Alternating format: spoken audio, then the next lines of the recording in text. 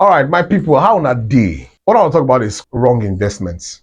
Now, wrong investments in terms of investing in human beings, some human beings. Let me give you an example. What I mean by wrong investments. Here is this man, Okonkwo. And Okonkwo is a mechanic who's just making ends meet, just living his life, trying his best. And he meets this very beautiful girl in secondary school who just finished secondary school and is head over heels in love with her. She comes to his house, he helps him cook, do one or two things. Probably, let's say they have sex, all right, fine. And she becomes his girlfriend. And automatically, because he's interested in her and because he genuinely loves her, he takes her up as his responsibility. Sends her to the university, pays for all her school. He's not there. He's not in school with her. He's in the village doing mechanic work. And she's in the university doing this, schooling, buying books, paying for accommodation, paying school fees, clothes, and everything. Everything is on Okonkwo. And he's in the village. He does all that, all those investments. By the time he's done, she becomes a graduate. She's speaking, hello, how you doing? And Okonkwo is in the Kedun Kekwano. And somehow their words just don't align anymore. There has always been an Okonkwo out there, back to back. Even after this video, there will still be another 100 million Okonkwo that will arise. Now, all of a sudden, this girl just decides that she's no longer in sync with this guy. Because firstly, he's an illiterate. And because of the class she has acquired with education, she wants to mingle with people with like minds, forgetting that someone's sweat gave her that kind of mind in the first place. And our own sign of gratitude is to say, I don't want to break your heart or be in a relationship where there is no love. Because I might end up cheating on you, or I might not be faithful to you because I'll be lying to you that I love you, even though I know I don't love you. I'll just only be marrying you out of pity. Someone else will say, but don't you think it's wise, it's best for her not to even get married to Okonkwo in the first place so that she doesn't marry him out of pity? That is even a worse sign of ingratitude than, well, you're right, actually. You're right.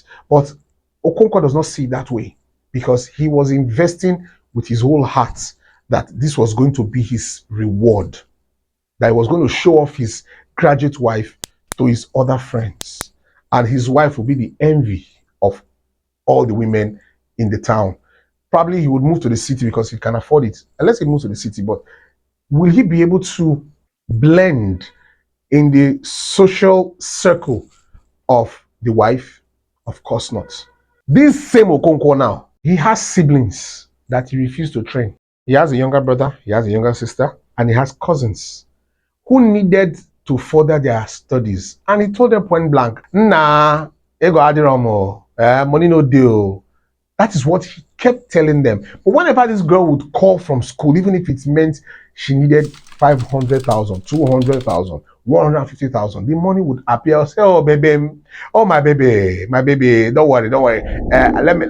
Let me make it happen. Don't worry. Just give me some time. Give me 1 week. I will send you the money. So you've sown foolishly and you're expecting to reap bountifully. How do you think life actually works? If at the beginning stage, as you're investing in her out of love, your same siblings that you share womb with, you are also doing the same similar investment because it is within your capacity. All you need to do, maybe when she needed 500,000, you say, okay, you can make available 200. You are doing well.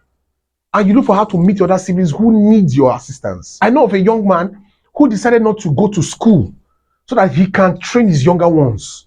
Today, he has 2 younger graduates, younger sisters who are graduates, and 2 other younger ones who are in the university. One is getting to final year, while the other one is in 200 level. The girl is still in the main market. Inside the Nishabi market, they're still hustling. But if you see those younger ones here, they can lay down their lives for their other brother. Before he opens his mouth to speak, yes, brother, sorry, brother, okay, brother. He has value, inestimable value, because he has sown. But are you aware that because of what you invested in your siblings, how you're able to train your relatives, you're able to be there for your family with the resources you have made, are you aware that you can actually attract that graduate, even somebody more intelligent than the one you thought you would spend money on?